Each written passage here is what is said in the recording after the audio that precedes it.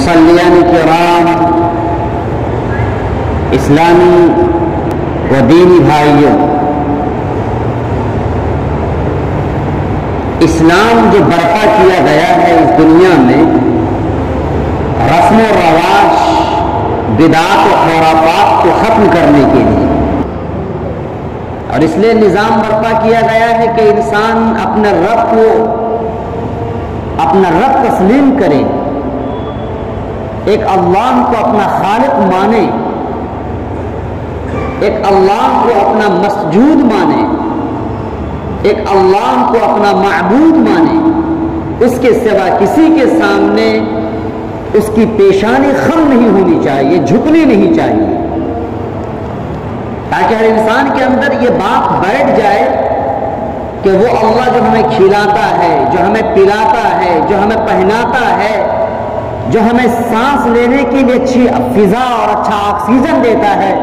वो अल्लाह इस बात का लायक है कि उसके अलावा किसी को रब तस्लीम न किया जाए।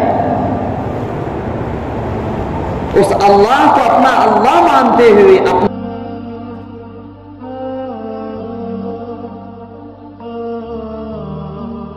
बंदा तस्लीम किया जाए कि हम अल्लाह के बंदे हैं और अल्लाह के रसूल सल्लल्लाहु अलैहि वसल्लम के हम गुलाम हैं। लिहाजा हमारे ये हाथ, हमारे ये पैर, हमारा ये नफ्स, हमारा ये अज़्ब, हमारी ये आँखें, ये सब के सब अल्लाह तबारक व तआला की तरफ से दी हुई अमानत है। हम अल्लाह के ममलूक हैं, हम अल्लाह के महकूम हैं, अल्लाह हमारा हाकिम है, अल्लाह हमारा मालिक है। यह हाथ वही इस्तेमाल होगा जहां अल्लाह हुक्म देगा, ये आंखें वही देखेंगी जो अल्लाह चाहेगा, ये पैर उसी की तरफ चलेंगे जहां अल्लाह ताला की खुशनुदी शामिल हाल रहेगी, हमारा दिल वही सोचेगा जो अल्लाह चाहेगा। अगर कोई इंसान अपने आप को मुकम्मल तौर पर अपना रब के सामने सरेंडर कर देता है, ऐसे इंसान को मुसलमान कहा जाता है। वो मुसलमान हरगिज नहीं हो सकता है जो अपने आप को मुसलमान तो कहे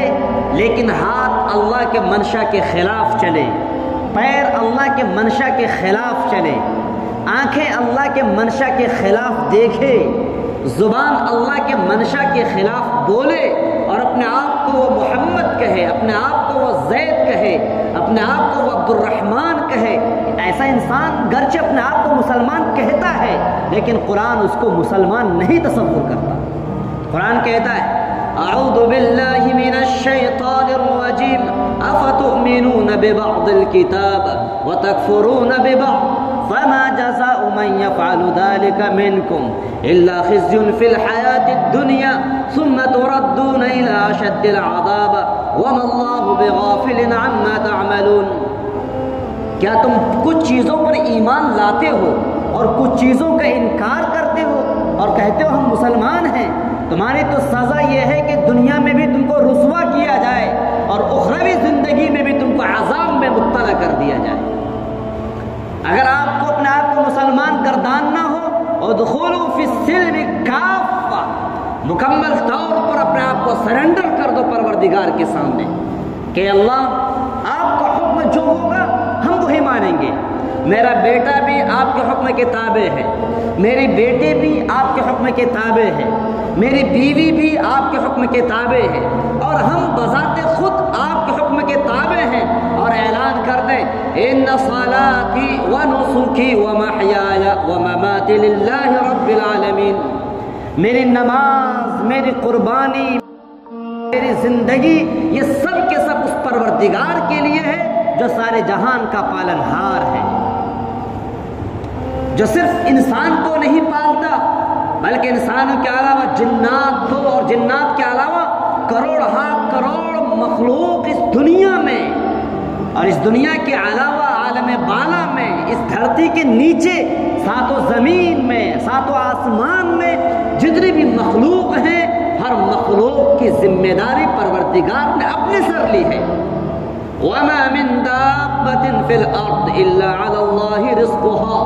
اس دھرتی پہ جتنی بھی چیزیں رینگتی ہیں، جتنے بھی انسان زندگی گزارتے ہیں، جتنی بھی مخلوق دھرتی میں زندگی گزارتی ہے، ہر ایک کی ذمہ داری، رزق کی ذمہ داری، کپڑے کی ذمہ داری، کھانے کی ذمہ داری، پانی کی ذمہ داری سب اس پروردگار کے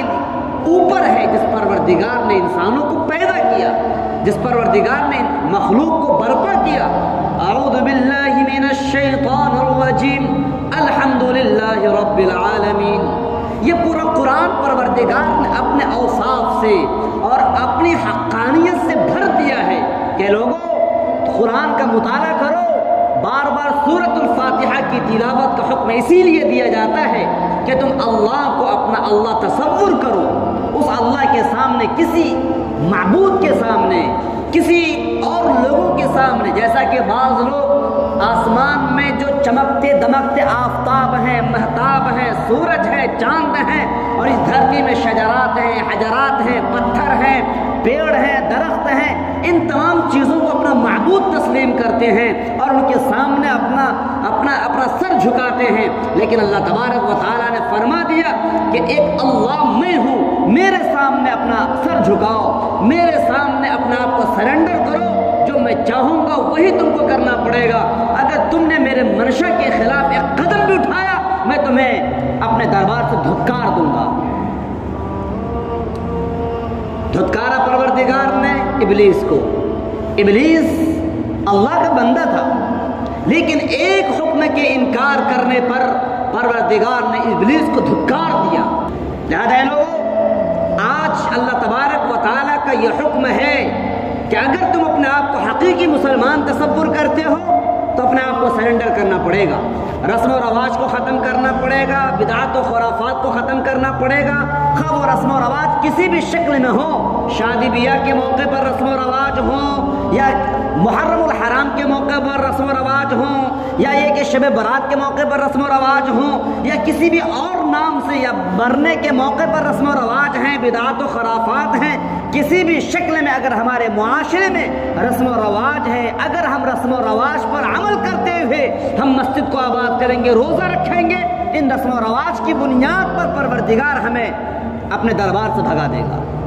نہ ہماری نماز قبول ہوگی، نہ ہمارے روزے قبول ہوں گے، نہ ہماری زکوٰۃ قبول ہوگی، کیونکہ پروردگار کا یہ حکم ہے کہ اگر تم نے ہمیں اپنا رب تسلیم کیا ہے تو جو کچھ میں بتاؤں گا، جو میرا حکم ہوگا، اس حکم کے مطابق تمہیں زندگی گزارنی پڑے گی۔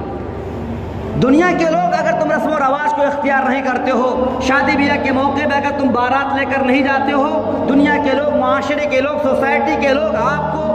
ایک حقیر آدمی سمجھتے ہیں، غریب اور پور مین سمجھتے ہیں، اور کہتے ہیں یہ غریب ہے، ان کے پاس کچھ بھی نہیں، یہ قلاش ہے، تمہاری ناک کٹتی ہے۔ اگر تمہیں اس بات کا احساس ہو رہا ہے کہ میری ناک کٹ رہی ہے تو ناک کو کٹ جانے دو،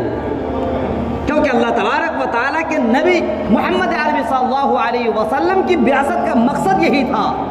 کہ آپ کو رسم و رواج سے اوپر ہٹ کر ایک اسلام کے تابع رہ کر زندگی گزارنا پڑے گا۔